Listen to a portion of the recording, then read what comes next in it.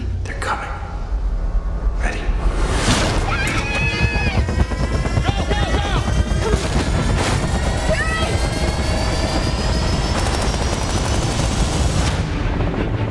It was a production plagued by problems, one that went wildly over budget, and it even suffers from a weak ending, but somehow World War Z starring Brad Pitt, it works. At least that's Joe's take. We've got Pulitzer Prize-winning film critic Joe Morgenstern with us now. So Joe, Brad Pitt saving the world from zombies sounds like it might have had the potential to go straight to DVD, but you say he really helps rescue the film. How so? Well, you know, at $250 million plus, it wasn't going to go to DVD, but it could have been an epic train wreck, and it's really not. Brad Pitt is a certified movie star. Everybody says that movie stars can't open movies these days by themselves, but it's really amazing how he not only, as you said, saves the world, but saves the movie. I mean, there's nobody in it that you know of any consequence other than Brad Pitt. Here he is scampering all over the world to find a solution to the zombie plague. The script makes no sense, but very little sense. And the ending isn't really an ending. I mean, it's a tease. Will humanity be saved? Stay tuned and watch for the sequel.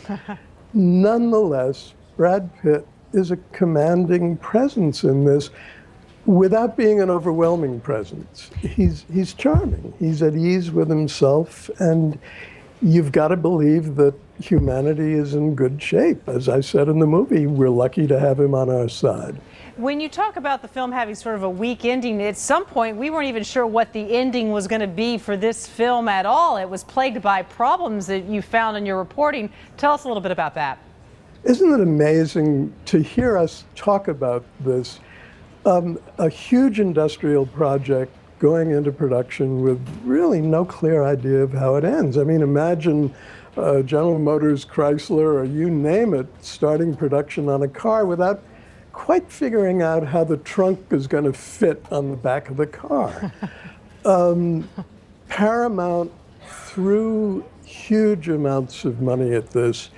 The book, World War Z, was written by a guy named Max Brooks, Mel Brooks' son. And it was all first-person narration from different people struggling with the zombie plague. There was no script in it as such. And Paramount struggled to find a script. At the same time, they mounted this huge assault with special effects galore. And what do you know, the special effects are really impressive. I mean, there are scenes in this film that summon up a majestic vision of a world besieged, even though there are too many zombies and, you know, a lot of them are digital dots. But in many of the scenes, the digital dots really add up to something majestic.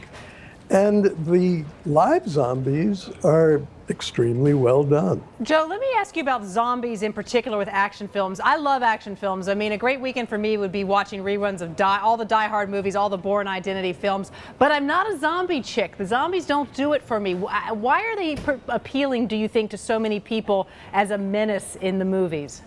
You're asking the wrong guy. I don't get zombies. I mean, I get them theoretically.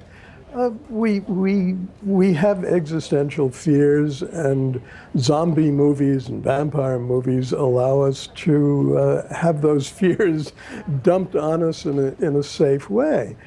What I don't get is how many times audiences will turn out, both on TV and for the big screen, for zombies, because, you know, zombies are zombies. They all do the same thing. They don't have an awful lot of personality. Well, I will always turn out for your column, Joe Morgenstern. Appreciate that. More in the Wall Street Journal. That is Joe's take. Thanks, Joe. Thank you, Wendy.